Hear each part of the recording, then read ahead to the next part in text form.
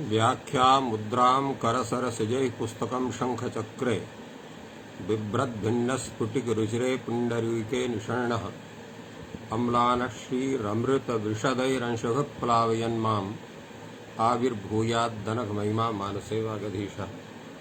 कृष्णाय वासुदेवाय हरये परमात्मने प्रणतक्लेशनाशाय गोविन्दाय नमो नमः।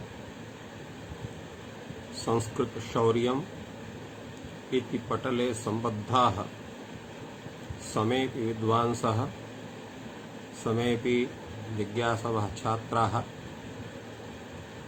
सम्बद्धाः पटलेऽस्मिन् समेऽपि जिज्ञासवः सज्जनाः एतस्य संस्कृतशौर्यम् इति पटलस्य संस्थापकः प्रबन्धकश्च डॉक्टर राजकुमारः एतस्मिन् महाभाष्यव्याख्याने भवतां समेषां स्वागतं वर्तते।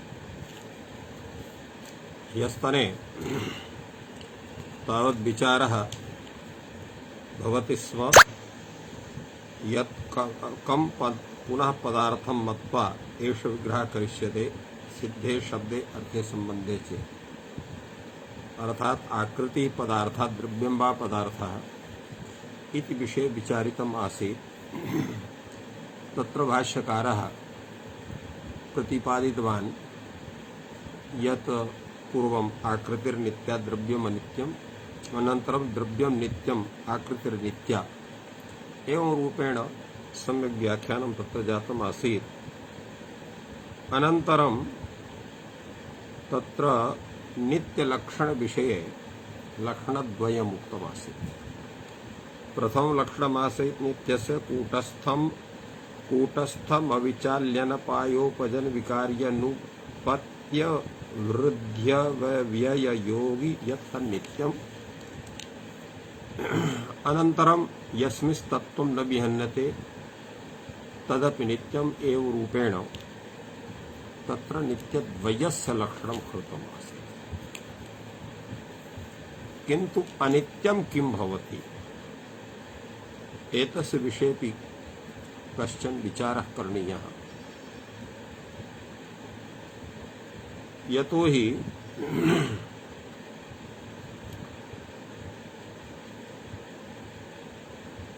तत्र अनित्यता त्रिविधा दृश्यते।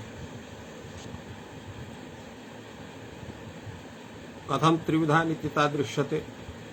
तत्र संसर्गानित्यता, परिमाणानित्यता, प्रध्वंसानित्यता इति नित्यतात्रयम् अनित्यतात्रयम्। तत्र संसर्गता नित्या कीदृशी भवति? यथा संसर्गः नाम सम्बन्धः, सम्बन्धस्य अनित्यत्वे तत्र तस्य अनित्यत्वं प्रतिभाति। यथा स्फटिकमणिः भवति या स्फटिकं भवति, यदा रक्तवस्तुनः सामीप्ये तस्य सम्बन्धात् रक्तं स्फटिकम् इति ज्ञानं जायते। तत्र स्वरूपतिरोधानेन पररूपप्रतिभासको स्फटिकस्य यद् उज्ज्वलं स्वरूपं तत् तिरोहितं भवति, रक्तवस्तुनः यद् रूपं तद् रूपं तत्र प्रतिभासते।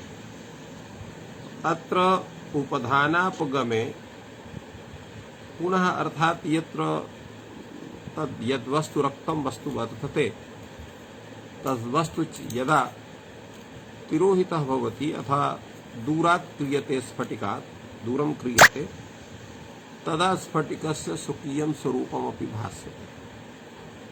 अनेन ज्ञायते रक्तवस्तुना सन्निधाने स्फटिके रक्तत्वं प्रतीयते, रक्तवस्तुनः अपगमे स्फटिके रक्तत्वं न प्रतीयते। तत् शुक्लं स्फटिकं रक्तं स्फटिकं प्रतीति द्वयी। अत्र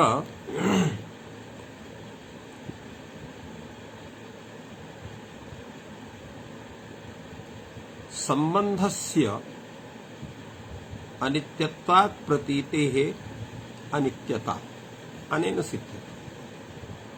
अनन्तरं द्वितीयम् अनित्यं भवति परिणामानित्यता। कथं? यदा तत्र आम्रफलं भवति, पूर्वं तत्फलं हरितं प्रतीयते, अनन्तरं यदा पक्वं भवति तदा पीतं, कदाचित् रक्तं वा प्रतीयते। एवमेव बदरीफलमस्ति, अपक्वावस्थायां तत् हरितं प्रतीयते, पक्वावस्थायां रक्तं पीतं वा प्रतीयते। एवं रूपेण इयं परिमाणा नित्यता भवति।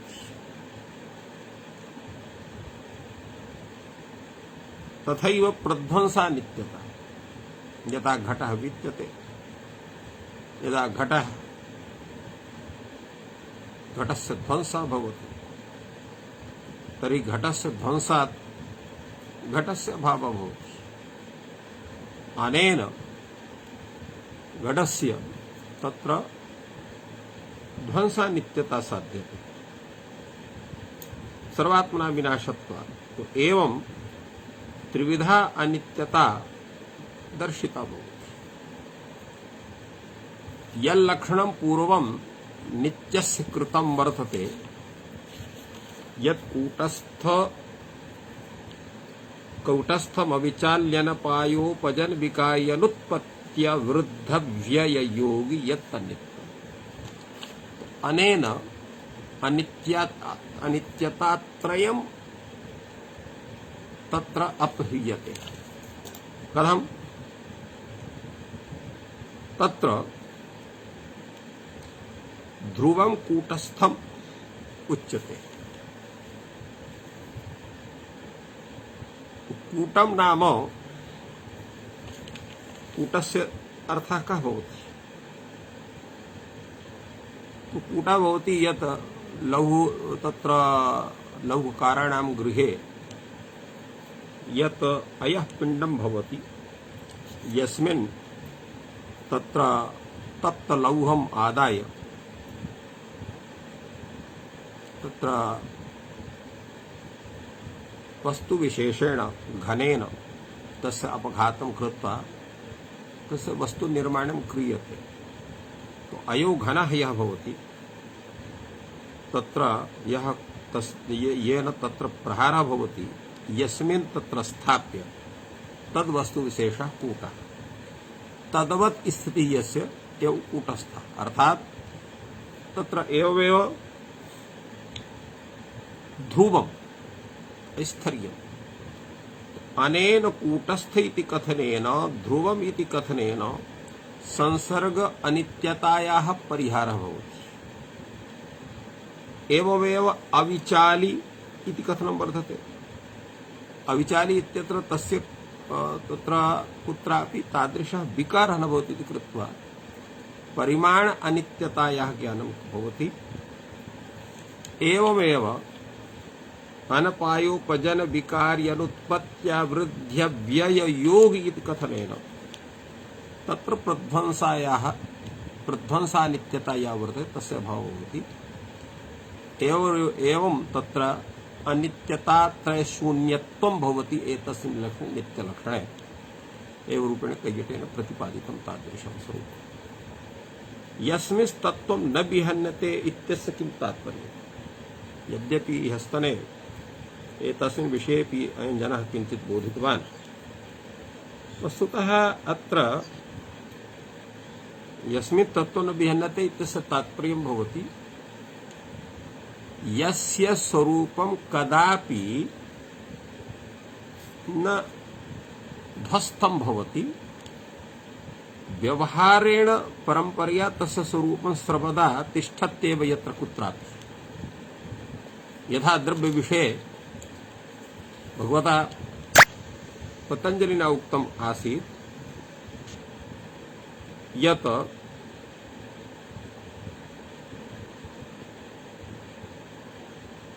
तत्र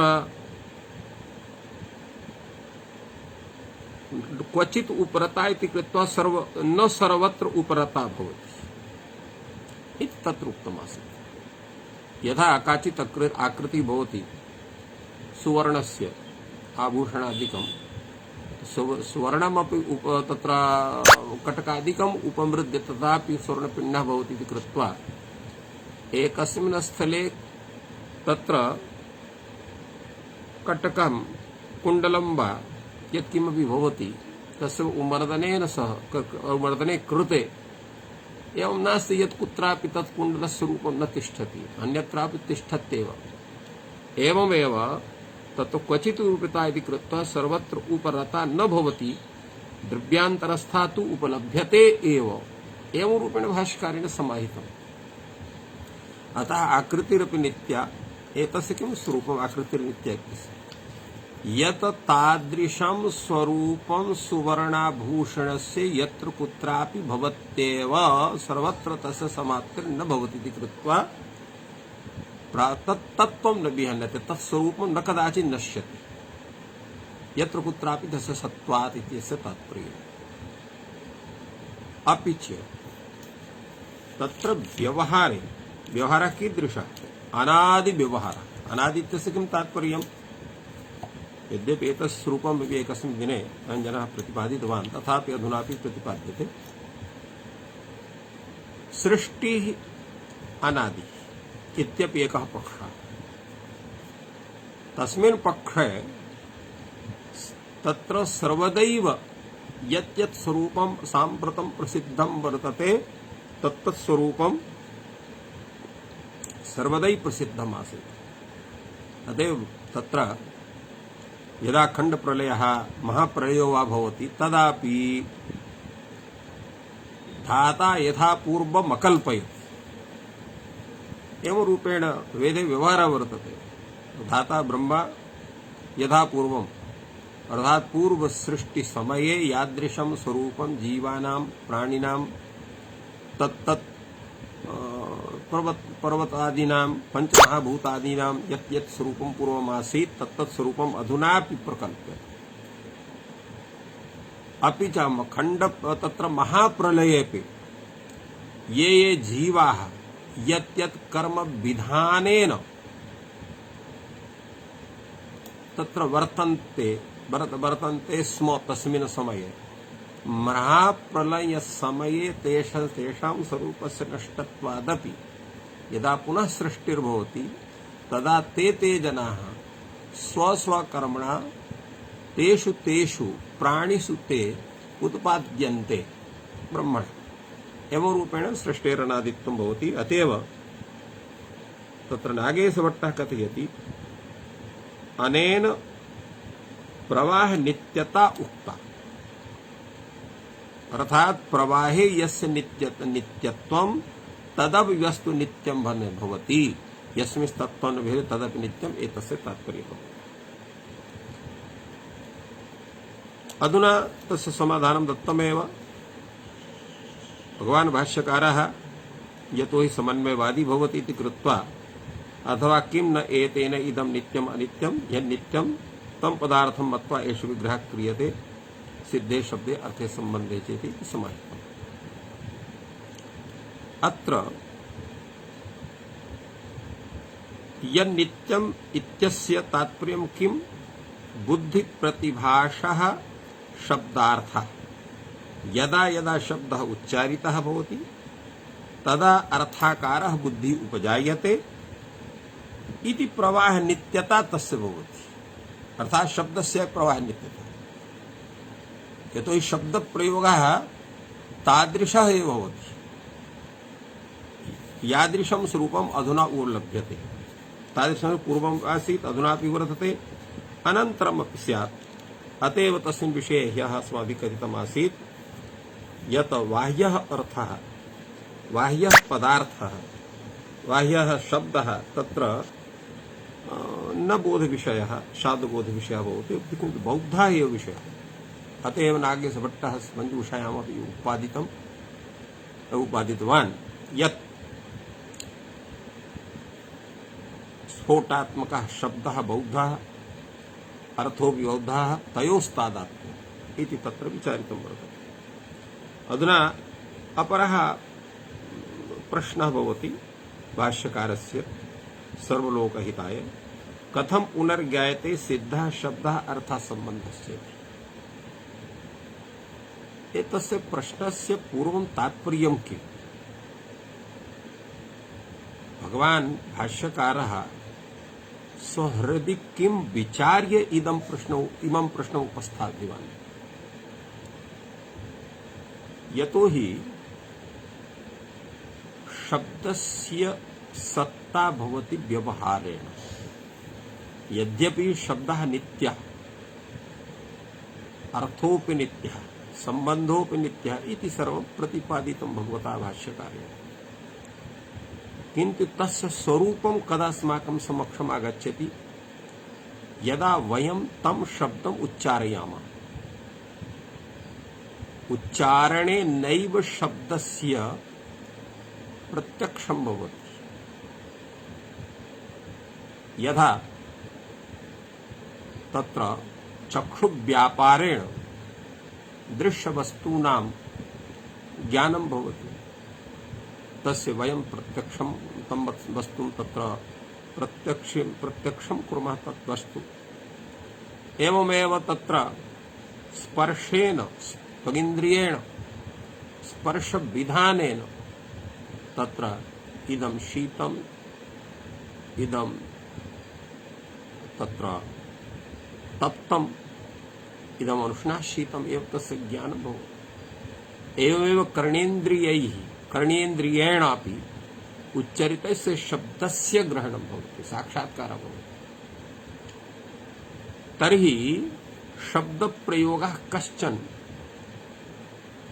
क्व कुर्यात्, अरण्ये वा तत्र जनसमाजे वा।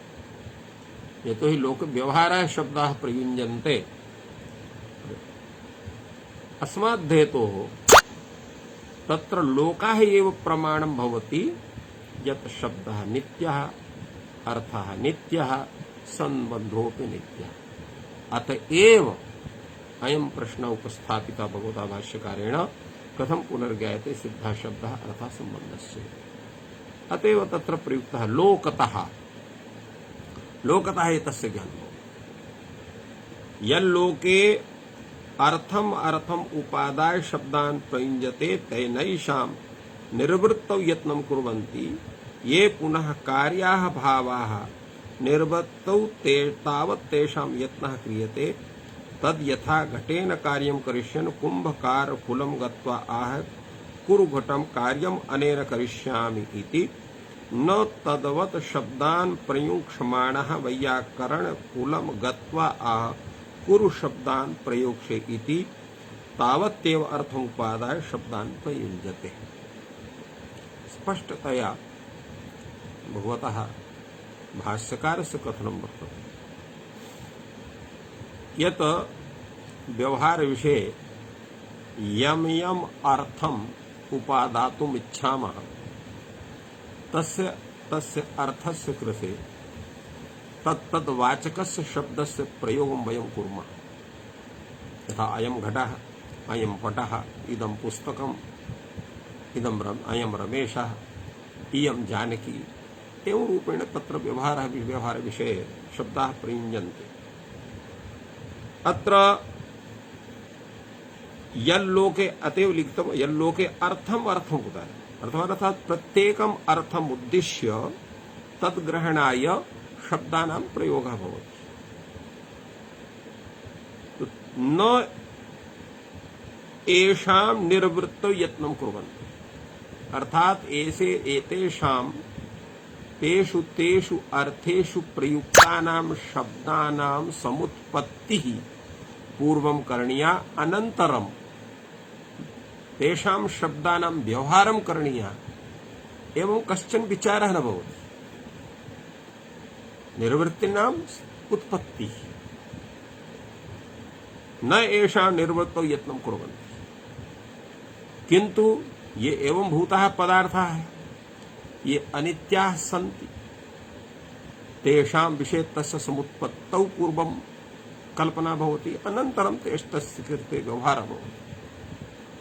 अतएव भगवान् भाष्यकारः उदाहरणमपि दत्तवान्, ये पुनः कार्याभावः निर्वृत्तौ उत्पत्तौ तावत् तेषाम् अर्थात् तेषां विषये यत्नः क्रियते प्रयत्नः क्रियते। यथा कश्चन घटं वाञ्छति, घटेन कार्यं करिष्यन् कुंभकारं कुलं गत्वा आह घटं कुलं। यथा जलाहरणाय तत्र घटस्य आवश्यकता भवति, यतो हि घटे स्थितं जलम् अतीव शुद्धं शीतलं सुस्वादु च भवति। अतएव अधुनापि ग्रामाञ्चले प्रायः जनाः घटस्थमेव जलं पिबन्ति, तच्छुद्धं सुस्वादु च भवति। आधुनिकाः वयं तत्र भवामः, तत्र बहूनि तादृशानि पात्राणि सन्ति यत्र जलं स्थाप्यते, किन्तु पूर्वम् अधुनापि ग्रामक्षेत्रे घटेनैव तत्र जलस्य कार्यं क्रियते च।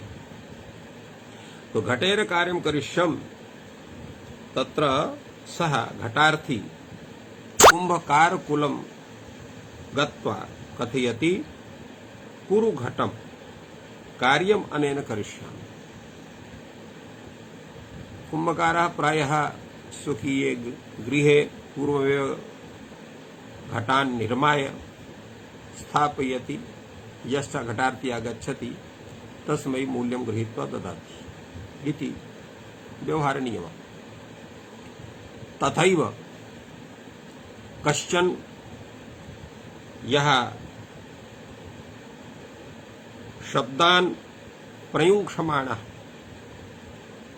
यत् अयं पदार्थः वर्तते एतस्य कृते प्रयोगाय कः शब्दः भवेत्, एतदर्थं सः वैयाकरणकुलं गत्वा अयं कश्चन नूतनः पदार्थः अस्माभिः लब्धः, एतस्य कृते कः शब्दः भवेत्, तं शब्दं भवान् निर्मातु, एतस्य पदार्थस्य कृते तं शब्दं तत्र प्रयुञ्जेत्। किन्तु तादृशव्यवहारः न दृश्यते। यद्यपि वयं पश्यामः यः कश्चन आविष्कारः भवति तस्य कृते कश्चन नूतनः शब्दः स्थाप्यते, तर्हि शब्दस्य निर्माणं न भवति इति भाष्यकारस्य यत् कथनं वर्तते तत् समीचीनं न प्रतीयते। किन्तु एवं नास्ति। ये शब्दाः प्रचलिताः सन्ति तेषु एव शब्देषु कश्चन शब्दः तस्य पदार्थ कृते अस्माभिः तत्र सम्बन्धीयते, अर्थात् तेन अर्थेन सह शब्दः सम्बद्धः भवति, अर्थात् तयोः वाच्यवाचक स्वभाव सम्बन्धः अस्माभिः निर्धार्यते। कस्यचित् शब्दस्य निर्माणं न भवति, शब्दस्तु पूर्वमेव तादृशः वर्तते, व्यवहारे प्रसिद्धः वर्तते। अतएव उपलब्धानां शब्दानामेव प्रयोगः अस्माभिः क्रियते, नूतनं शब्दं निर्माय तस्य प्रयोगः न भवति। अनेन किं ज्ञायते? अनेन ज्ञायते शब्दानां यः व्यवहारः सः अनादिवृद्धि व्यवहारात् परंपरायां तत्र अव्युत्पत्तिपूर्वकः नित्याः तत्र शब्दाः वर्तन्ते, तेषां व्यवहार नित्यत्वात्। घटादयः ये अर्थाः सन्ति तेषां तत्र यतो हि घटाः अर्थाः ये भी अर्थाः सन्ति तेषां प्रध्वंसाभावत्वात् प्रध्वंसाभावसत्वात् अनित्यत्वं वर्तते। तो तेषां निर्माणं भवति, कदाचित् पद्यते, तिष्ठति, नश्यति इति व्यवहारः भवत्येव सर्वत्र लोके। तो तेषाम् आवश्यकता जायते एव। उत्पाद विनाशयुक्ताश्च ते उपलभ्यन्ते। तो येषाम् उत्पादः भवति, येषां विनाशः भवति, तेषां कृते तत्र निर्माणस्य प्रयत्नः भवति। येषां च तत्र नोत्पत्तिः न च विनाशः, ते सर्वे नित्या एव भवन्ति इति तत्र तादृश व्यवहार उपस्थितः भवति। एवं रूपेण लोकतः एव ज्ञानं भवति, अयं शब्दः नित्यः, अयम् अर्थः नित्यः, तयोः सम्बन्धोऽपि नित्यः वर्तते इति। तदा प्रश्नः भवति, यदा सर्वं लोकेनैव भवति तर्हि शास्त्रेण किं स्यात्, शास्त्रं निष्प्रयोजनं भवेन्नाम इति मत्वा प्रश्नः भवति, यदि तर्हि लोकेषु प्रमाणं किं शास्त्रेण क्रियते, तदा एतस्य समाधानं वार्तिककारः विदधाति। लोकतः अर्थ प्रयुक्ते शब्द प्रयोगे शास्त्रेण धर्मनियमः। लोकतः अर्थ प्रयुक्ते शब्द प्रयोगे शास्त्रेण धर्मनियमः क्रियते। अत्र अर्थ प्रयुक्ते इत्यस्य किं तात्पर्यम्? लोकतः अर्थ प्रयुक्ते, अर्थ प्रयुक्ते इत्यस्य तात्पर्यं भवति तत्तदर्थ विषये यत् शब्दानां प्रयोग, तत्तदर्थ विषये यः शब्दानां प्रयोगः सः लोकतः सिद्धः, अर्थात् लोके एतस्य पदार्थस्य वाचकः अयं शब्दः इति तत्र सिद्धं वर्तते।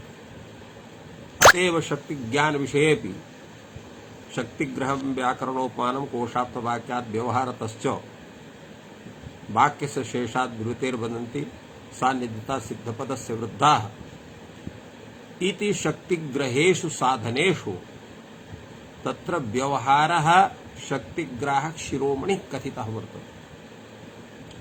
तस्माद् हेतु व्यवहारः एव सर्वत्र मुख्यः भवति, अन्यानि यानि तत्र सन्ति शक्तिग्रहाणि शक्तिग्राहकाणि साधनानि तानि सर्वाणि गौणानि भवन्ति तस्य समक्षम्। तो एवं अत्र अर्थ प्रयुक्ते शब्द प्रयोगे शास्त्रेण धर्मनियमः। कथं शास्त्रेण धर्मनियमः भवति तर्हि तस्य विचारः अग्रे भविष्यति। पुनः विचारो सञ्जातः अपि तत्र तस्मिन् समये एतादृशः विचारः प्रयोजन विचार विषये, तो प्रयोजन विचार विषये तत्र एतादृशः विचारोऽपि सञ्जातः यत् कीदृशः शब्दः तत्र प्रयोक्तव्यः एतस्मिन् विषये तत्र अस्माभिः सर्वैः विचारितम् आसीत् यत् धर्मसाधनाय धर्मोत्पत्तये शब्दानां प्रयोगः करणीयः इति तादृशः विचारः पूर्वं समागतः। अत्रापि तथैव तमेव विचारं सम्यक्तया भगवान् भाष्यकारः प्रतिपादयति यत् धर्म शब्द प्रयोगे शास्त्रेण धर्मनियमः। तो किमिदं धर्मनियमः? धर्मनियमः इत्यस्य किं तात्पर्यम्? तो अत्र धर्मस्य नियमः धर्मनियमः अथवा कः समासः धर्मनियम इति शब्दे। तो अत्र समासत्रयं भगवता भाष्यकारेण प्रदत्तमत्र धर्माय नियमः धर्मनियमः, धर्मार्थो वा नियमः धर्मनियमः, धर्मप्रयोजनो वा नियमः धर्मनियमः इति समासत्रयम् अत्र प्रदर्शितम्। तत्र प्रथमः पक्षः यः धर्माय नियमः धर्मनियमः इति धर्मशब्दस्य कः अर्थः? तो अत्र धर्मशब्दस्य अर्थः भवति प्रत्यवाय परिहारः। धर्माय नियमः अर्थात प्रत्यवाय परिहाराय नियमः। साधु शब्द प्रयोगे धर्मः, असाधु शब्द प्रयोगे अधर्मः। तो प्रत्यवायः असाधु शब्द प्रयोगे प्रत्यवायः, तस्य परिहारः कथं भवति? साधु शब्द प्रयोगेण। एवमेव तत्र ये वेदेषु शास्त्रेषु विहिताः नियमाः तेषां पालनेन प्रत्यवाय परिहारः भवति, तेषाम् अपालनेन प्रत्यवायः भवति। अतः धर्माय नियमः धर्मनियमः इत्यत्र प्रत्यवाय परिहाराय नियमः एवं रूपेण तस्य अर्थः भवति। द्वितीयः धर्मार्थः नियमः। धर्मार्थः अत्र धर्मश्चासौ अर्थश्च इति धर्मार्थः, अत्र कर्मधारय समासः। एतस्य अत्र धर्मशब्दः नियमवाची भवति। नियमवाची इत्यस्य तत्र नियमः भवति, साधुभिर्भाषितव्यं न साधुभिः इति नियमः। यज्ञे नानृतं वदेत् एवं रूपेण तत्र धर्मनियमः भवति।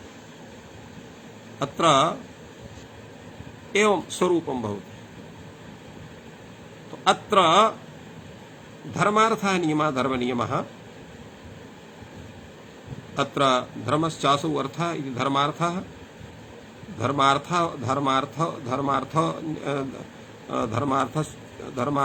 धर्मार्थः नियमः इति धर्मनियमः। मध्यमपदलोपी समासः। यथा उक्तम् अस्माभिः अत्र धर्मशब्दः नियमपरः वर्तते। अनन्तरं धर्मप्रयोजनं। धर्मस्य प्रयोजनम् इति धर्मस्य प्रयोजन। अत्र प्रयोजनशब्दः प्रयोजकवाची वर्तते। प्रयोजयति इति प्रयोजनः। अत्र कर्तरिल्युड् वर्तते, बाहुल्कात् कर्तरिल्युड् वर्तते। तो धर्मप्रयोजनः अर्थात् धर्मप्रयोजकः। अत्र प्रयोजकः नाम तादृश व्यवहारः यागे कर्मणि नानृतं वदेत् एवं रूपेण तत्र अत्र धर्म प्रयोजनः इत्यस्य अपूर्व प्रयोजकः।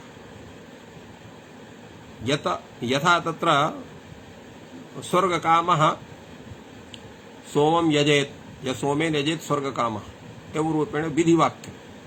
विधिवाक्य अनुपालनेन किं भवति? अपूर्वस्य उत्पत्तिर्भवति।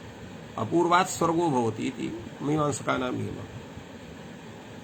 एवं अत्र धर्मप्रयोजनो वा धर्मनियमः इति कथनेन तत्र तावत् धर्मपदस्य अर्थः भवति अपूर्वम्। एवं पक्षत्रयम् अत्र उपस्थापितम्। अर्थात् अत्र यः शब्दः शास्त्रपूर्वकः प्रयुज्यते तत्र प्रत्यवाय परिहारः भवति। तत्र साधु शब्द प्रयोगेण शास्त्रीय नियमस्य पालनं भवति। साधु शब्द प्रयोगेण पुण्य प्राप्तिर्भवति इति एतानि स्वरूपाणि अत्र प्रदर्शितानि शास्त्रेण धर्मनियमः शब्द प्रयोगे शास्त्रेण धर्मनियमः इति विधानेन। धर्मनियम इति पदस्य एवं भूताः अर्थाः अत्र उपस्थापिताः। कैयटोपि अत्र तथैव समादधति। चतुर्थ्या तादर्थं प्रतिपाद्यते। संबंध सामान्ये तो षष्ठीं विध्याय समासः कर्तव्यः। चतुर्थ समासस्य प्रकृति विकार भावः। अत्र प्रकृति विकार भावः तत्र अर्थः भवति। धर्मार्थ इत्यत्र धर्म शब्देन अत्र नियमः विधीयते। सोऽपि नियम पदं कथयति। धर्म प्रयोजन इति कथनेन लिंगादि विषयेण नियोगाख्येन धर्मेण नियमः।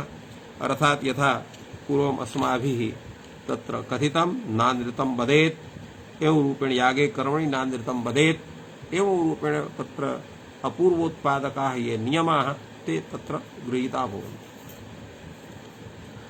अनन्तरम् अत्रैव तत्र यतोहि उदाहरणमपि स्यात् तदैव विषयः तत्र स्पष्टतरः भवति। यथा लौकिक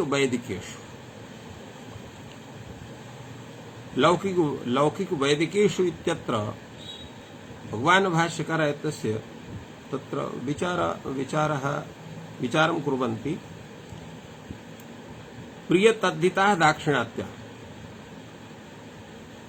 अर्थात अत्र लौकिक वैदिकेषु इति वक्तव्यं भवेत् लोके वेदे च इत्येव प्रयोगः स्यात् इति पूर्वं विचारः। वस्तुतः अत्र प्रीतधिता दाक्षिणात्यः यथा लोके वेदे च इति प्रयोक्तव्ये यथा लौकिक वैदिकेषु च प्रयुञ्जते इति कथनस्य किं तात्पर्यम्? यतोहि अनन्तरं तयेव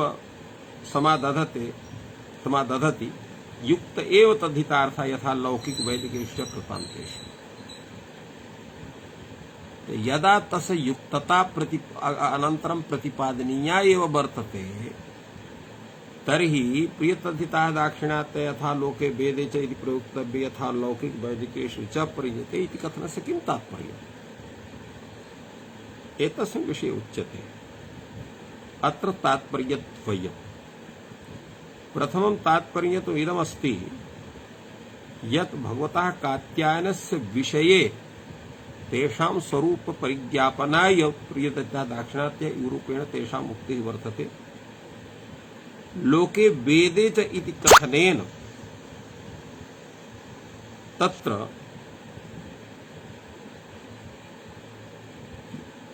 अत्र यतोहि शब्द व्यवहार विषयः लोके वेदे च वर्तते, तो लोके ये व्यवहार विषयः शब्दाः अर्थात शब्दानां प्रयोग भूमिः कः? लोकः वेदश्च। लोक इति नाम किं ग्रहणीयं? लोक इति शब्देन, वेद इति शब्देन कस्य ग्रहणीयम् तु निश्चितं वर्तते। यद् अस्माकं चत्वारो वेदाः इत्यादयः एतेषां सर्वेषां तत्र स्वरूपस्य परिज्ञापनम् अग्रे भगवान् भाष्यकारः स्वयमेव करिष्यति। अतः अत्र तस्य स्वरूपस्य अधिकं व्याख्यानम् अस्माभिः न क्रियते। तो लोके अर्थात शब्द व्यवहार विषयः लोके वर्तते। लोके इति नेन सामान्य सामाजिको विषयः लोक विषयः लोक व्यवहारः अथ च वेदातिरिक्तं यत् साहित्यं वर्तते तत्सर्वं लोकपदेन गृह्यते। अतः लोके व्यवहार विषय एवं वेदे व्यवहार विषय। वेदे तत्र तावत् चत्वारो वेदाः सांगाः सरहस्य एवं रूपेण प्रतिपादितमग्रे। अतएव लोके वेदे एव प्रयोक्तव्यम्। यतोहि प्रयोग विषयः लोकः भवति, प्रयोग विषयः तत्र वेदः भवति। अस्मात् हेतोः शब्दानां लौकिक शब्दानां वैदिक शब्दानां लौकिक शब्दानां लोके प्रसिद्धत्वात् वैदिक शब्दानां वेदे प्रसिद्धत्वात् लोके वेदे च इति प्रयोक्तव्ये इति कथितं वर्तते भाष्यकारेण। किन्तु लौकेषु वैदिकेषु यत् कथितम् अनेन ज्ञायते अत्र लौकिक वैदिक अत्र लोके भवा लोक एव लौकिकः वेद एव वैदिकः अर्थात स्वार्थे ठक् प्रत्यय इति विचार्य भगवता भाष्यकारेण कथितं तत्र यथा लोके वेदे च वक्तव्ये प्रयोक्तव्ये यथा लौकिक वैदिकेषु इति प्रयुज्यते। पुनः विचारितवान् किं यथा लौकिक वैदिकेषु इति कथनस्य कात्यायन कथनस्य किम् एतस्य सार्थक्यमपि भवितुमर्हति न वा इति विचारे कथयति। अथवा युक्त एव तद्धितार्थः यथा लौकिक वैदिकेषु च कृतान्तेषु। यतोहि धर्म नियमः इति शब्दः तत्र प्रयुक्तः वर्तते। तो धर्म नियमः लोके भवः लौकिकः धर्म नियमः वेदे भवः वैदिकः धर्म नियमः। तो धर्मस्य संबंधः कुत्र वर्तते? लोके कुत्र वर्तते? व्यवहार तत्र वेदे कुत्र वर्तते? तो लोके वर्तते लौकिक इति शब्देन तत्र लोक व्यवहार नियामकाः भवन्ति स्मृतयः। वैदिक व्यवहार नियामकाः भवन्ति तत्र वेदाः एव। तत्र वेदे तावत् ब्राह्मण भागे वेदस्य बहवः नियमाः सामाजिकाः नियमाः शास्त्रीय नियमाः धर्मनियमाः सम्यक्तया प्रतिपादिताः सन्ति मीमांसायाः मूलमपि ब्राह्मणभागः वर्तते इति कृत्वा तत्र भूयान् विचारः वर्तते अनेके तत्र दृष्टान्ताः अपि प्राप्यन्ते तैरेव एते समेऽपि स्मृतिनियमाः अपि तत्र प्रमाणीक्रियन्ते अतएव भगवता कालिदासेन कथितं श्रुतेरेवार्थ स्मृतिरन्वगच्छति एवं रूपेण तादृश व्यवहार वर्तते अतः युक्तेव तद्धितार्थ यथा लौकिक वैदिकेषु च कृतान्तेषु कृतान्तेषु नाम सिद्धान्तेषु तत्सिद्धान्तः लौकिका ये सिद्धान्तः स्मृतिषु दर्शिताः वर्तन्ते वैदिकाः ये सिद्धान्ताः ते वेदे दर्शिताः वर्तन्ते कृतान्तः नाम सिद्धान्तः तेषु सिद्धान्तेषु कृतान्तेषु कथनं वर्तते कथं भूताः ते लोके प्रसिद्धाः नियमाः वर्तन्ते वेदे कथं भूताः नियमाः प्रसिद्धाः वर्तन्ते येषां कृते तादृशः विचारः विहितः वर्तते तत्रोच्यते लोके तावत् अभक्ष्यो ग्रामकुक्कुटः अभक्ष्यो ग्राम्यसूकरः इत्युच्यते अयं नियमः यः अत्र दर्शितः अभक्ष्यः ग्रामकुक्कुटः अभक्ष्यो ग्रामसूकरः उसका तेषां कृते वर्तते ये मांसादिकं भक्षयन्ति ये च मांसादिकं तत्र मनसापि न चिन्तयन्ति तेषां कृते अयं नियमः न वर्तते अतः अभक्षो ग्रामकुक्कुटः अभक्षः ग्राम्यसूकरः यद्यपि एतस्याः विश्लेषणम् आवश्यकं भवति कथं कथितं वर्तते अभक्षो ग्राम्यसूकरः अभक्षः ग्रामकुक्कुटः तस्य कार्यं तस्य तात्पर्यम् इत्थमेव वर्तते यत् ग्राम्यकुक्कुटः यः वर्तते ग्राम्यसूकरः यः वर्तते सः एते सर्वे अभक्ष्यं भक्षयन्ति तर्हि तेषां यन्मांसादिकं वर्तते तदपि दूषितं भवति कृत्वा ग्राम्यसूकरः ग्राम्यकुक्कुटः न भक्षणीयः इति तात्पर्यमागति अथ च यः अस्माभिः पालितः रक्षितः भवति सम्यक् लालितश्च भवति तस्य हननं स्वयमेव न विधातव्यम्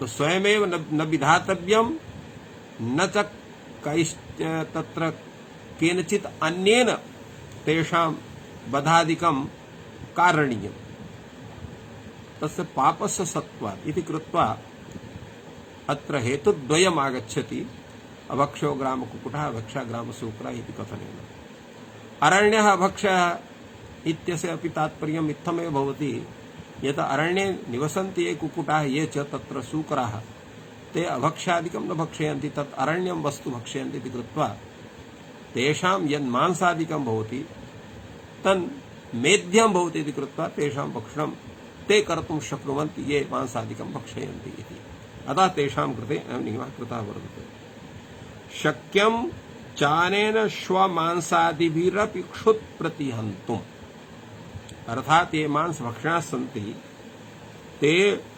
श्वमांसादिभिरपि स्वकीयस्य तत्र या बुभुक्षा वर्तते तेषां तस्याः विभुक्षायाः तत्र हननम् अर्थात् तस्याः शान्तिं तत्र स्वमांसादिभिरपि ते कर्तुं शक्ष्यन्ति तथापि तेषां कृते अयं नियमः शास्त्रेण कथितः इदम् अभक्ष्यम् इदं भक्ष्यम् इति एवमेव तत्र अपरोपि नियमः कश्चन कथितः वर्तते खेदात् स्त्रीषु प्रवृत्तिर्भवति समानस्य खेद विगमो गम्यायां चागम्यां च तत्र नियमः क्रियते इयं गम्या इयम् अगम्येति खेदयति इति खेदः रागः अर्थात रागात् प्रवृत्तिः भवति पुरुषाणां स्त्री विषये स्त्रीणां पुरुष विषये अत्र स्त्री शब्दः पुरुषस्यापि तत्र किं नाम तत्र उपलक्षणं वर्तते। तो खेदात् स्त्रीषु प्रवृत्तिर्भवति पुरुषाणां, खेदात् पुरुषेषु प्रवृत्तिर्भवति स्त्रियाणाम् इति सामान्यः व्यवहारिकः नियमः। तत्र समानश्च खेद विगमः गम्यायां चागम्यायाम्। तो तत्र खेद विगमः अर्थात रागाप्तिः गम्यामपि भवति च अगम्यामपि भवति। तत्र नियमः शास्त्रेण क्रियते, इयम् अगम्या इयम् अगम्या। एवं स्त्रीणामपि कृते खेद विगमः गम्येन च अगम्येनापि तत्र नियमः क्रियते, अयं गम्यः अयम् अगम्यः। अर्थात तत्र पुरुषाणां प्रवृत्ति स्वकीया या परिणीता स्त्री वर्तते, तत्रैव खेद विगमः कार्यः, अन्यत्र न कार्यः। एवं स्त्रीणामपि कृते तथैव नियमः वर्तते अस्माकं सनातन पद्धतौ संस्कृतौ, यत् खेद विगमः तो स्वपत्या एव कुर्यात्, अन्येन पुरुषेण न कुर्यात् इति कश्चन नियमः अस्माभिः कथितः वर्तते। अपि च शास्त्रं यद् वर्तते तद् अन्यदपि समादधाति, यत्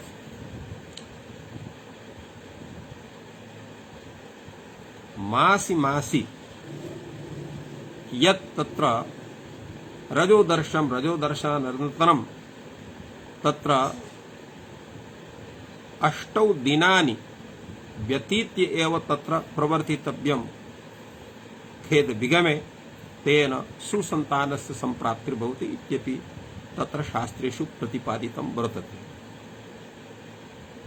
फलतः तद्भिन्नेषु दिनेषु अथवा सामान्यावस्थायाम् अथवा वर्जिताः याः तिथयः तास्वपि तत्र खेद विगमः न कार्यः इत्यपि शास्त्रेण प्रतिपादितम्। अन्यथा तदपि तत्र अपुण्यं भवति, अर्थात पापादिकं भवति इत्यपि शास्त्राणि कथयन्ति। अधिकं तत्र न विचारणीयम्। एवं रूपेण तादृशः व्यवहारः शास्त्रेण क्रियते, अर्थात स्मृत्यादि ग्रंथेषु एवं रूपेण प्रतिपादितं वर्तते। तो अयं सिद्धान्तः लौकिकः सिद्धान्तः। लोके एवं रूपेण तत्र नियमाः वर्तन्ते, येषां पालनम् अस्माभिः सर्वैः करणीयमेव, यतोहि अस्माकं कृते ते नियमाः अतीव पुण्योत्पादकाः सर्वेषां, तथा तत्र तेषां पालनेन अस्माकं स्वरूपस्यापि तत्र स्थितिः सम्यक् भवति। वेदेपि तथा, वेदे भवाः वैदिकाः तत्र सिद्धान्ताः एवं भूताः वर्तन्ते। पयोव्रतो ब्राह्मणः, यवागुव्रतो राजन्यः, अमीक्षाव्रतो वैश्यः इत्युच्यते। व्रतं च नाम अव्यवहारार्थम् उपादीयते, शक्यं चानेन शालिमांसादीन्यपि प्रतिवर्तयितुं तत्र नियमः क्रियते। तथा वैल्वः खादिरो वा यूपः स्यात् इत्युच्यते। यूपश्च नाम पश्वनुबन्धार्थम् उपादीयते, शक्यं चानेन यत् किंचिदेव काष्ठम् उच्छ्रित्यानुच्छ्रित्य वा पशुरनुबन्धुं तत्र नियमः क्रियते। तथा अग्नौ कपालानि अधिश्रित्य अभिमन्त्रयते, भृगूणां मंगिरसां घर्मस्य तपसा तप्यध्वम् इति अंतरेणापि मंत्रम् अग्निर्दहनकर्मा कपालानि संतापयेत् तत्र नियमः क्रियते। एवं क्रियमाणम् अभ्युदयकारी भवति इति। एवं त्रयः सिद्धान्ताः नियमाः अत्र प्रदर्शिताः वेदे, वेद विषयकाः। एतेषां स्वरूपं किम्, किमर्थम् एते त्रयः नियमाः दर्शिताः? तत्र तु नियमद्वयं दर्शितं, भाक्षविषये गम्यागम्य विषये। अत्र तु नियमत्रयं दर्शितम्। एतस्यापि किं प्रयोजनम्? यतोहि लोक व्यवहार विषये स्वरूपं द्विविधमेव प्रसिद्धं वर्तते। कथं? तत्र अस्माकं तत्र नीतिशास्त्राणि वदन्ति, आहार निद्रा तत्र आहार निद्रा भय किं नाम तत्र वर्तते। आम्, तो आहार निद्रा भय मथुनं च समानमेतत् पशुभिर्नराणाम् धर्मो हि तेषामधिको विशेषात् धर्मेण हीनः पशुभिः समान। तो आहार निद्रा भय मैथुनं च समानमेतत् पशुभिर्नराणाम् इत्यत्र विषयद्वयमेव नियम विषये दर्शितम्। आहारः मैथुनम् तत्रैव धर्म नियमः भवति। अतएव अत्र नियमद्वयमेव प्रदर्शितं भगवता भाष्यकारेण। आहारः कीदृशः करणीयः, मैथुनं कुत्र करणीयम्। अतएव तादृशं स्वरूपम् अत्र दर्शितम्। अत्र नियमत्रयं कथं दर्शितम्? यतो हि व्रत विषयेऽपि नियमः भवति, अथ च यदा तत्र श्रौतयागाः यत्र पशूनां बलिदानादिकं क्रियते तत्रापि पशूनां बन्धनं भवति खदिरादि यूपेषु, तेषां तादृशं स्वरूपम्। एवं तत्र कपालानां परितपनं भवति, तत्रापि स्वरूपं भवति। नियमत्रये स्थलत्रये नियम विधानं वर्तते। तो पयोव्रतो ब्राह्मणः, यवागुव्रतो राजन्यः, अमीक्षाव्रतो वैश्यः, एतत् नियमत्रयं दर्शितम्। अत्र व्रतं नाम किम्? व्रतस्य परिभाषा अत्र दत्ता वर्तते। व्रतं च नाम अव्यवहारार्थम् उपादीयते। तो व्रतं च नाम अव्यवहारार्थं दृश्यते इत्यस्य किं तात्पर्यम्? अर्थात तत्र अव्यवहारार्थत्वेन उपादत्ते। एतस्य किं तात्पर्यम्? किं स्वरूपम् अस्य वर्तते? एतस्मिन् विषये प्रतिपाद्यते यत् केवलेन एकेन भोज्य विषयेण तत्र व्रतस्य पालनं करणीयम्। तो कस्य च कृते किं स्यात्? तो पयोव्रतो ब्राह्मणः इति कथितं वर्तते। यतो हि तत् द्रव्यं पूर्णरूपेण सात्विकं भवति, तेन तस्य ब्राह्मणस्य पयोव्रत विधानेन तस्य सात्विक स्वरूपं यद्वर्तते तत्र सर्वत्र तथा तेन रूपेण सुरक्षितं भवति। अथ च आलस्य तत्र विद्याध्ययने यागादि विधाने तस्य आलस्य न स्यात् इति कृत्वा पयोव्रतो ब्राह्मणः इति कथितं वर्तते। यवागुव्रतो राजन्यः, राजन्यस्य कृते तत्र बालाधिक्यम् आवश्यकं भवति, तत्र सात्विकतापि तत्र भवतु। अथ च तत्र किञ्चित् राजस्तत्त्वमपि स्यात् इति कृत्वा यवागुव्रतः राजन्यः, अमीक्षाव्रतो वैश्यः। यतो तत्र तामसमपि किञ्चित् स्यात्, राजसमपि स्यात्, किञ्चित् सात्विकमपि स्यात्। एतदर्थं तत्र यमीक्षाव्रतो वैश्यः एवं रूपेण तथा प्रतिपादितम्। तो शक्यं चानेन शालिमांसादीन्यपि व्रतयितुम्, अर्थात् शालिना मांसादिना अपि व्रतं कर्तुं शक्यते तैः, किन्तु तेषां स्वरूप संरक्षणाय, धर्मस्य परिपालनाय, पुण्यस्य संप्राप्तये एते नियमाः समेषां कृते पृथक् पृथक् तत्र वेदेन स्थापिताः वर्तन्ते। अतएव शक्यं चानेन शाली मांसादीनि व्रते तत्र नियमः क्रियते यत् वयोव्रतः ब्राह्मणः, यवागुव्रतो राजन्यः, अमीक्षाव्रतो वैश्यः। यतो हि भक्ष्य नियमेन व्रत नियम तत्र यागकर्मणि व्रतस्य परिपालनं क्रियते। व्रतं विना याग विधानं कथं भवितुम् अर्हति? कथं सात्विकता सुरक्षिता स्यात् तेषां समेषाम् इति कृत्वा तत्र व्रतं विधायैव यागकर्म भवति इति कृत्वा एते नियमाः तत्र दर्शिताः वर्तन्ते। एवमेव तत्र वैल्वः खदिरो वा यूपः स्यात् इति तत्र प्रतिपादितम्। अयं विषयः मीमांसायामपि वर्तते।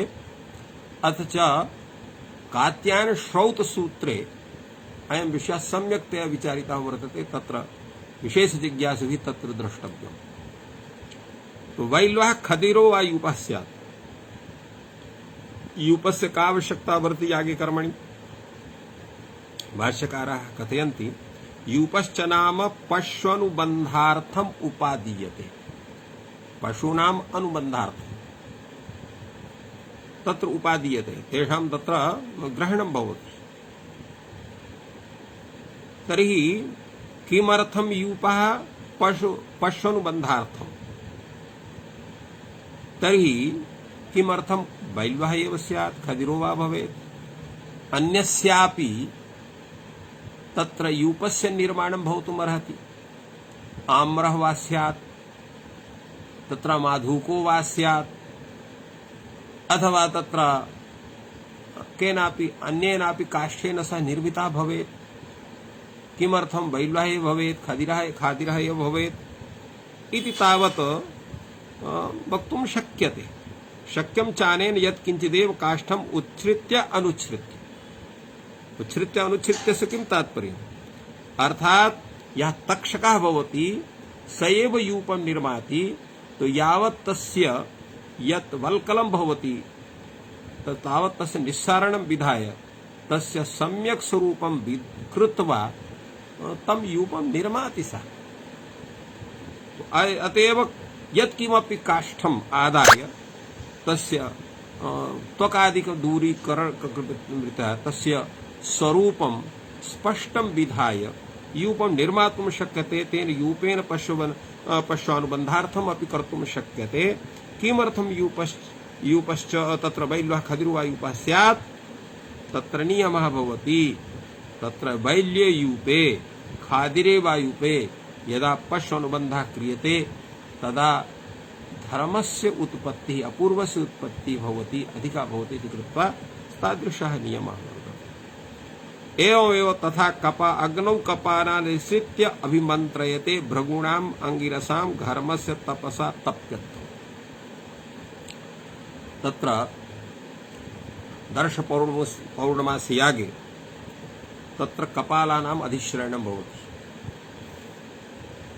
अधिश्रयण समये अग्नौ यदा कपालानि अधिश्रियन्ते अनन्तरं तत्र मन्त्रपाठः भवति। अत्र मन्त्रपाठस्य का आवश्यकता? मन्त्रपाठः भवेन्नाव अथवा न भवेत्। कपालानि अधिष्ठितानि यानि कपालानि अग्नौ वर्तन्ते तो अग्नेः तेजसा तेषां तपनं परिपक्वं परिपाकश्च तत्र भवेन्नाव। किमन्त्रं मन्त्रपठनं? एवं न स्यात् यत् मन्त्रपाठः न भवेत् तर्हि तेषां परिपक्वता न स्यात्, तद्गतस्य अन्नस्य अथवा अधिकं परिपाकः स्यात् वा। पुनः मन्त्रपाठस्य का आवश्यकता इति प्रश्नः। तत्रोच्यते यत् एवं क्रियमाणम् अभ्युदयकारी भवति। अग्नौ कपालादिश्रित्य अभिमन्त्रयते भृगूणाम् अंगिरसां घर्मस्य तपसा तप्यत्वम्।